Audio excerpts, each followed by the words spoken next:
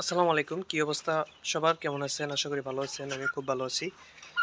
আজকে মূলত আলোচনা করব লেয়ার মুরগি পুলেটের বিষয়টা নিয়ে। আজকে পুলেট যারা কিনতে চাচ্ছেন তাদের এই বিষয়টা নিয়ে আজকে আলোচনা করব।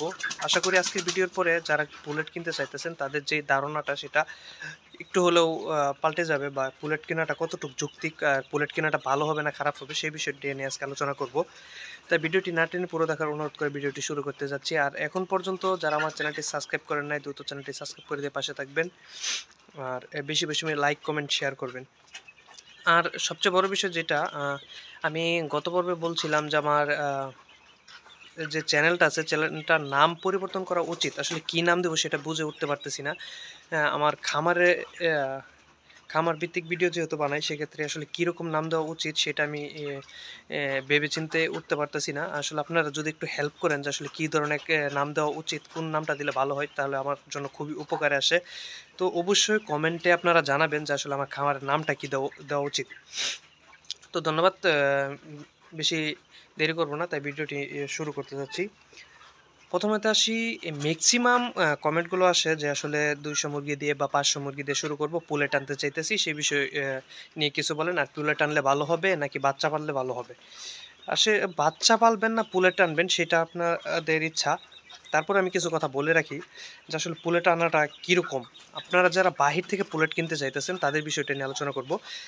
আপনাদের সামনে ২ টা বাস্তব ঘটনা বলব। সেটা হচ্ছে আমাদের এখানে একজন ২,০০০ মুরগি এবং আরেকজন ৩,০০০ মুরগি নিছে। এটা একটা হচ্ছে গত সপ্তাহের, একটা প্রায় ১ মাসের মতো হয়ে গেছে।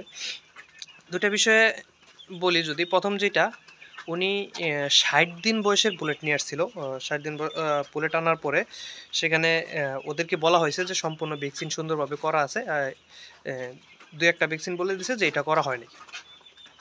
তখন উনারা ওই অনুসারে মুরগিগুলো পালন করে। পালন করার পরে মোটামুটি আনার ৮-১০ দিন পরে এমন এক ভাইরাসে আক্রমণ করে। ভাইরাস আক্রমণ করার পরে ১০০ মুরগি বাদে সকল মুরগি মারা যায়। তখন উনারা টেস্ট দিয়ে দেখা গেল ভ্যাকসিনের কোনো ভ্যাকসিনের টাইটা ঠিক ছিল না। যার কারণে ভ্যাকসিন মূলত দেয়ই নাই, যার কারণে এরকম হইছে। আরেকটা বিষয় সেটা হচ্ছে, আরেকটা ঘটনা হচ্ছে এ এ গত ২ দিন আগের সেটা, উনিও পুলেট আনছে। পুলেট আনার পরে এমন পরিমাণ অসুস্থ হইছে, মুরগি এখন পিস হিসাবে বিক্রি করে দিতে হইতেছে। অ্যা যা আনছে তার অর্ধেক পরিমাণ রেটও পাচ্ছে না। কারণ অসুস্থ মুরগি কেউ নিতে চায় না, সেটা তো আপনারা বুঝতেই পারতেছেন। তো আসলে সবাই কেন এত যে আসক্ত বুলেটের প্রতি আমি সেটাই বুঝি না। অল্প সময়ের মধ্যে লাভবান হয়ে যেতে চায় সকলেই। কারো ধৈর্য নাই। আসলে অল্পতে সাফল্য আনতে চায়, অল্পতে লাভবান হইতে চায়, অল্পতে ইনকাম করতে চায়। টাকাটা ইনভেস্ট করলাম, ইনভেস্ট করার পরে যদি কাল থেকে আমার প্রফিট আসতো, এরকম সবাই চিন্তা করে। আসলে এরকম চিন্তা কইরেন না ভাই। যদি আপনার লেয়ার খামার করার ইচ্ছা থাকে চেষ্টা করেন বাচ্চা পালার জন্য। যদি বাচ্চা পালতে পারেন তাহলে আপনারা প্রফিটের আশা করতে পারেন। বুলেট আনার পরে আসলে শতকরা ১০ জন সাকসেস হয়। আর বাকি এন বাকি ৯০ জনই ব্যর্থ হয়ে যায়। বুলেট আসলে খুব ভালো কিছু না। যারা বুলেট বিক্রি করে, বুলেট আসলে আমি যখন বুলেট পালবো সেটা আমার প্রফিটের জন্য পালবো। সেখানে যদি আমি স্বয়ংসম্পূর্ণ ভ্যাকসিন করি, মুরগির কেয়ার বেশি কেয়ার বলেন বা যত্ন বলেন, খাবার মেইনটেইন বলেন, সকল কিছু আমি সঠিকভাবে করব না। কারণ হচ্ছে আমার প্রফিটের দরকার। এখানে আমি আমার নিজের খামারের জন্য যতটুকু পরিশ্রম করব সেখানে ততটুকু শ্রম আমি কখনোই দিব না। কারণ আমি প্রফিটের জন্য করতেছি, এটা বিক্রি করে দেওয়ার জন্য আমি নিজের সাইডে উঠাবো না। এই কারণে আমি এ আপনা আপনি লাভবান হইলেন কিনা সেটা আমার দেখার বিষয় না। মূলত আমি লাভবান হইলাম কিনা সেটাই দেখার বিষয়। এরকম চিন্তা ভাবনা করে মেক্সিমাম লোকই পুলেট পালে। তো আসলে যারা নতুন খামারি, নতুন করে শুরু করতে চাইতেছেন, আমি যারা আমাদেরকে কমেন্ট করেন বা হোয়াটসঅ্যাপে নক দেন বা ফোন দেন, আপনাদেরকে প্রত্যেককে বলে দেই যে আসলে আপনারা বুলেট কিনেন না। যদি পারেন বাচ্চা পালেন। আর যদি বাচ্চা নাই পালতে পারেন তাহলে আপনারা সিপি কোম্পানিদের সাথে যোগাযোগ করেন। সিপি কোম্পানি বুলেট তৈরি করে। ওইখান থেকে বুলেট আনলে আপনারা লাভবান হওয়ার সম্ভাবনাটা বেশি। দেখেন আসলে একটা বাচ্চা পালার পরে ৫ মাস পরে ডিম দেয়। আর যারা বুলেট আনে ওরা মোটামুটি ১ মাস ১৫ দিন পর থেকে ডিম পাওয়া শুরু করে দেয়। আসলে এত তাড়াহুড়া করে কোনো কিছুই তাড়াহুড়া করা ভালো না। আস্তে ধীরে করেন, ধীরস্বস্তির সাথে করেন, লাভবান বেশি হবেন। বেশি তাড়াহুড়া করবেন, বেশি ক্ষতির মুখে পড়বেন। মুরগিগুলো আসলে অনেক যত্ন সহকারে আমরা তৈরি করি। সেক্ষেত্রে নিজের খামারের জন্য যতটুক শ্রম দেওয়া দরকার, যতটুক নিয়ম মেইনটেইন করা দরকার, ততটুকু আমরা করার চেষ্টা করি। যখন আমরা বিক্রি করে দেব, সেগুলো একটা নিয়ম মেইনটেইন আমরা ঠিক মতন পালন করব না। দেখেন, এত যত্ন, এত সুন্দরভাবে পরিচালনা করার পরে গত উম 17-18 দিনের মতো হয়ে গেছে। আমি এখন পর্যন্ত ঠান্ডা নিয়ন্ত্রণে আনতে পারতেছি না। ঠান্ডা নিয়ন্ত্রণ আনার জন্য এমন কোনো কাজ নাই যেটা আমি করি নাই। ওষুধের জগতে ঠান্ডার জন্য যে ওষুধ আছে, এই ওষুধের জগতে এমন কোনো ওষুধ নাই যেটা আমি খাওয়াই নাই। একটা নরমাল ডোজ থেকে হাই ডোজ অ্যান্টিবায়োটিকের এর পরে আর কোনো নাই, এরকম পর্যন্ত আমি নিছি। তারপরেও আমরা নিয়ন্ত্রণে আনতে পারতেছি না। কারণ হচ্ছে গিয়ে আমার খামারে পর্যাপ্ত পরিমাণ জায়গার প্রয়োজন। জায়গা দিতে পারতেছি না। মুরগিগুলো প্রচুর পরিমাণ ছোটাছুটি করে, দৌড়াদৌড়ি করে, ধুলা ময়লা উড়ায়, যার কারণে ঠান্ডা সবসময় থাকেই। অ্যান্টারাইটিক্সের আক্রমণ ছিল, আইএলডির আক্রমণ ছিল, ঠান্ডার ছিল, এই ময়লা থেকে করাজের আক্রমণ হয়। এরকম সব ধরনের কিছু কিছু পরিমাণ আক্রমণ আছে, যার কারণে নিয়ন্ত্রণ আনা সম্ভব হইতেছে না। এটা নিয়ন্ত্রণ আনার জন্য একটাই উপায়, সেটা হচ্ছে খামার শিফট করা। জায়গা পরিবর্তন করলে সেটা নিয়ন্ত্রণে আসবে, বা খাঁচা উঠা করলে মোটামুটি নিয়ন্ত্রণ এমনিতে চলে আসবে। এখানে ওষুধ যদি আমি সবসময় ওষুধের উপরে রাখি, তারপরেও কোনোভাবেই ঠিক করা সম্ভব হবে না। তো দেখেন, আমরা যে এত নিয়ম মেনটেন করি, এত কিছু মেনে চলি, তারপরেও আমরা সঠিক ভাবে সুস্থ রাখতে পারি না। আর যারা আপনারা পুলে টানতেছেন, ওরা আসলে কোনো রকম নিয়মই মানে না। ওরা এত যত্ন দেয় না, এত পরিশ্রমও করে না, ঠিক মতন ভ্যাকসিন দেয় না, খাবারের শিডিউল মেনটেন করে না, লিটার ম্যানেজমেন্ট ভালো থাকে না, পর্যাপ্ত পরিমাণ কারেন্ট বিল আসবে বলে পর্যাপ্ত পরিমাণ বোর্ডিংয়ে হিট দেয় না। এরকম বেশ কিছু ওরা ফাঁকি দেয়। দেখেন, আপনার অল্প কিছু টাকা সেভ হবে হয়তো, বা অল্প কিছু সময় সেভ হয়ে যাবে, বা ইনভেস্টের সময়টা কম লাগবে, ইনভেস্টটা কম লাগবে, সেই কারণে হয়তো আপনি পুলে টানতে চাইতেছেন, কিন্তু জানেন না আপনি কত বড় ক্ষতির মুখে পড়তেছেন। খামার করে সফলতা পাওয়াটা অনেক টাফ ব্যাপার। ভাই ম্যাক্সিমাম খামারি ঝরে যায়। কয়জন সাফল্য পাইতেছে? হাজার হাজার খামারি তৈরি হচ্ছে, হাজার হাজার খামারি ধ্বংস হচ্ছে কিছু কিছু ভুলের কারণে। আসলে প্রাণী কখনো আপনাদেরকে ধোঁকা দেয় না। আমাদের নিজেদের ভুলের কারণে আমরা ধোঁকা খেয়ে ফেলি। নিজেদের ভুলের কারণে আমরা খামার ক্ষতির মুখে ফেলে দিই। কখনোই মুরগি বলেন, গরু বলেন, হাঁস বলেন, এরা কখনো ধোঁকা দেয় না। আমাদের নিজের ভুলের কারণে আমরা ধোঁকা খাই। সঠিক ম্যানেজমেন্ট থাকে না, সুন্দর পরিচালনা থাকে না, লিটার ম্যানেজমেন্ট ভালো থাকে না, বোর্ডিং করার সময় তাপমাত্রা ঠিক থাকে না, বোর্ডিং ওষুধ মেনটেন করি না, এরপরে হচ্ছে ভ্যাকসিন শিডিউল মেনটেন করি না।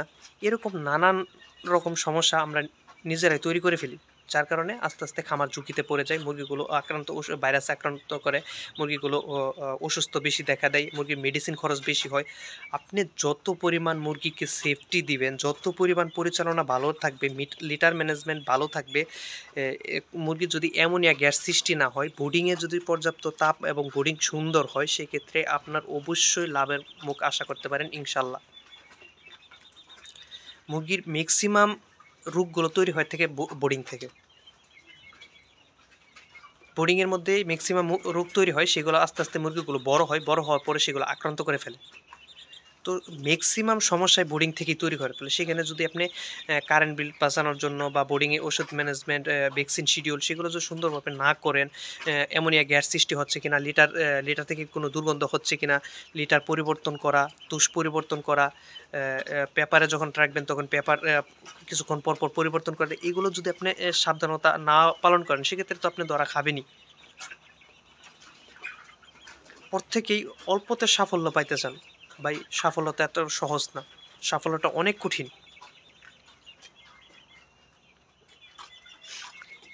টাকা দিয়ে ব্যবসা করতে আইসেন না। টাকা, মেধা, পরিশ্রম সবগুলোর প্রয়োজন আছে। শুধু টাকার গরম দেখাইয়া টাকা ইনভেস্ট করে আপনি অল্পতে সাফল্য পাইতে চায়েন না, আপনার জন্য খামার না। খামার করতে গেলে অধিক পরিশ্রম করতে হবে, মেধা খরচ করতে হবে, তাহলে আপনি সাফল্য পাবেন। ইনভেস্টর সাথে থাকবেই। আসলে ভিডিওটা হয়তোবা কারো খারাপ লাগতে পারে। যদি কারো ভিডিওটা কারো মনে আঘাত দিয়ে থাকে, সেক্ষেত্রে আপনাদের কাছে সরি, আমি দুঃখিত। আসলে আমি চাই না যে কেউ ধোঁকা খান, বা কেউ খামার করে লস খান। আমি চাই যে প্রত্যেকেই সাফল্য পান। আমার ভিডিও যারা দেখেন, আপনাদের যারা আমাকে কমেন্ট করেন, যারা আমাকে হোয়াটসঅ্যাপে নক দেন বা ফোন দেন, আপনাদেরকে প্রত্যেকেই বলি, যদি সম্ভব হয় বাচ্চা পালেন। আপনি ১০০-২০০ মুরগির বাচ্চা পাচ্ছেন না। তার সাথে যারা বাচ্চা আনতেছে ৫০০-১,০০০ আনতেছে ওদের সাথে করে ১০০-২০০ মুরগির বাচ্চা নিয়ে আসেন। ১০০-২০০ মুরগির বাচ্চা আপনি এভেইলেবল পাবেন না। এরকমভাবে আরেকজনের সাথে ম্যাচিং করে নিয়ে আসেন। কিন্তু তারপরও ভাই এদিক সেদিক থেকে না জানাশোনা না যদি জানাশোনা থাকে সেক্ষেত্রে আপনি পুলেট কিনেন। যদি জানাশোনা না থাকে আপনি ও কিভাবে ভ্যাকসিন করছে কিনা, ও কিরকমভাবে পরিচালনা করছে সেগুলো যদি আপনার জানাশোনা না থাকে আপনি পুলেটটা কিনেন না ভাই। ধোঁকা খাওয়ার সম্ভাবনাটা খুবই বেশি। আমি এবার সম্পূর্ণ আমার নিজের উদ্যোগ ছিল যে আসলে পুলেট কেনা। তারপরে নানান দিক চিন্তা করার পরে সঠিক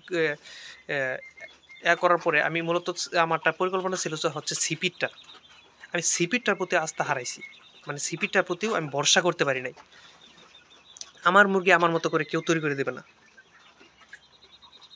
আপনারা অনেকে আমার কাছে পুলেট চান যে আসলে ভাই পুলেট বিক্রি করেন কিনা? ভাই আমি পুলেট বিক্রি করি না। আমি যেভাবে পুলেট তৈরি করব সেভাবে আপনি নিতে পারবেন না। কারণ আমার পুলেটের প্রাইস পড়বে অনেক বেশি।